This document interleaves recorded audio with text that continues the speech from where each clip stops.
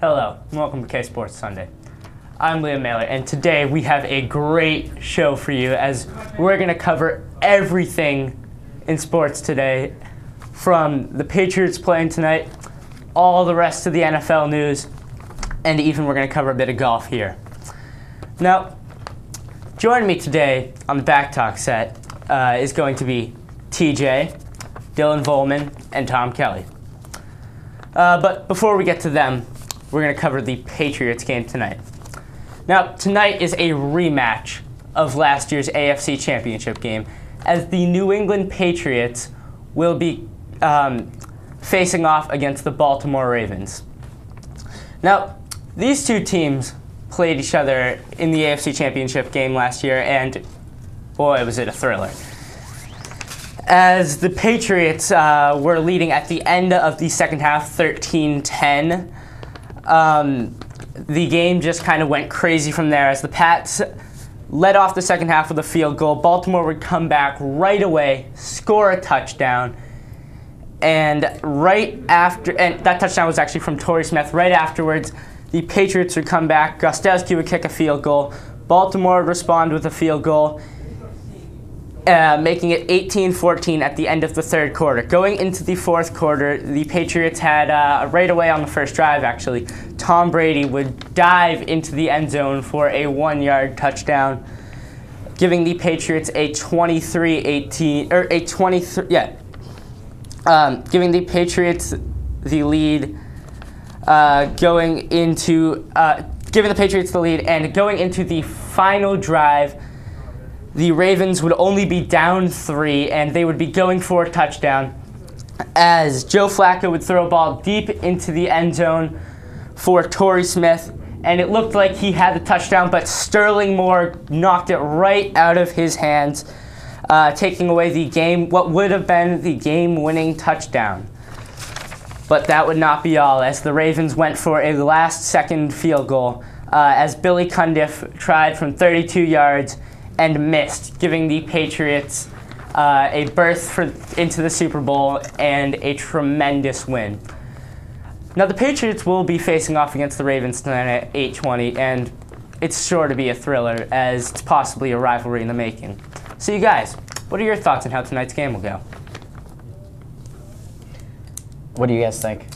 Well, it's definitely going to be a close one. Both teams have anger on their sides. The Patriots from losing to the Arizona Cardinals last week, and the Ravens from losing to the Patriots last year in the AFC Championship. So they both have rage on their side.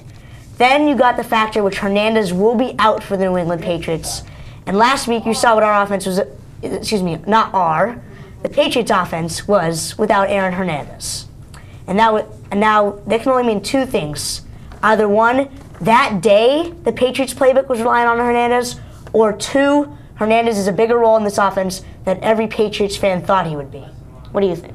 I think what it comes down to is how is the Ravens defense going to attack Tom Brady? How are they going to attack this battered Patriots offense? As you heard, Hernandez is injured, not going to play for pretty much the remainder of the season, is it? No, it's a few weeks. Yeah. A few weeks. He's not going to play for a few weeks. We're going to see how the Patriots offense is affected. So the Patriots did pick up Deion Branch and Kellen Winslow. How big of a part do you think Branch and Winslow will play in the offense? Well, I think bigger than a lot of people will think. Because people got to remember, before this, last game, before this week, the Patriots had two receivers, Welker and Lloyd. Edelman and Slater, I don't consider two great receivers, and Greg Salas, injury prone, a trade from the Rams didn't go good. But then we signed the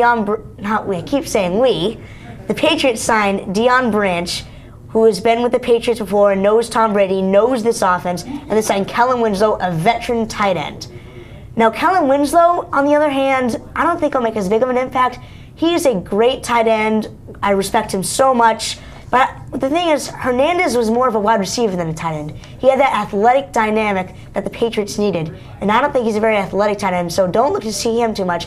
Look to see Welker a lot. Welker has not been used in the first 2 weeks of the Patriots this season so far. But I think you can really look to see him do a lot this week. What do you think? Guys, wait 1 second.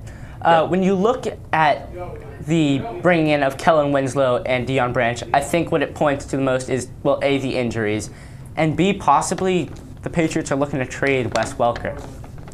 there have been rumors that because Belichick hasn't been using him and they haven't been able to come to terms on a contract, that may be the way that the Patriots are beginning to look. Well, we got to remember, those are just rumors. We can't jump to conclusions this far. Yes, there are rumors. Rumors stir. Rumors happen. But we can't adjust this too far. I personally think it would be a big error if the Patriots would trade Wes Welker or let him get off their team, because he is a huge, crucial part of this offense.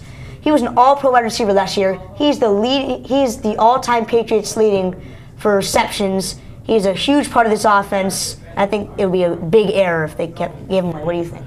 I completely agree with you, Dylan. I mean, Wes Welker a year ago, 2 years ago, huge part of this Pats offense, and now they're looking to trade him.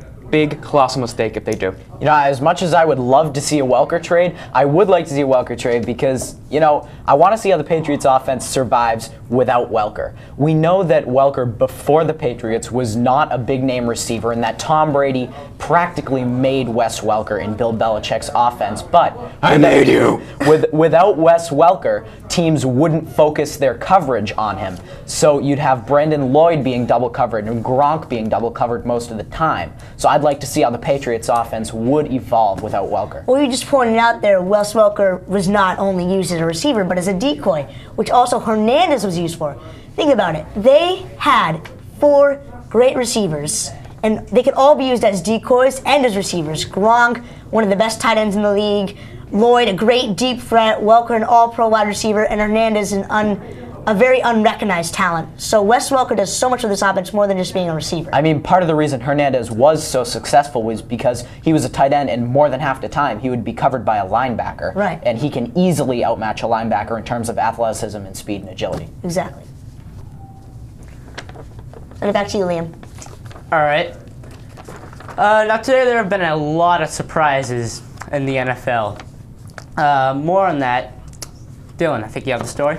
Yes, I do. And before we start with all the surprises, I'd like to start with a surprising fact. Ben Jarvis Green-Ellis, former Patriots running back, fumbles for the first time in his NFL career today. Just thought all you Pats fans would like to know that out there. And he did not fumble as a Patriot, so it looks like we got rid of him at the right time. All right, now let's jump into some really crucial things. The Minnesota Vikings beat the San Francisco 49ers 24-13. Remember the 49ers in Week 1, how they beat the Green Bay Packers, who went 15-1 last year? What's going on? Are the Vikings a good team? Are the 49ers a bust team? Or is the NFL just a crazy league? What do you guys think? I mean, the NFL is definitely a crazy league. You see, the Minnesota Vikings, Toby Gerhart had 3 fumbles, Adrian Peterson had 1 fumble. The San Francisco 49ers defense, arguably, the best defense in the NFL, they need to take advantage of all those turnovers. You can't just have an average offense be fumbling 4 times and then the San Francisco defense not taking advantage of it. And you pointed out how Peterson and Gerhart, 4 fumbles combined. Exactly.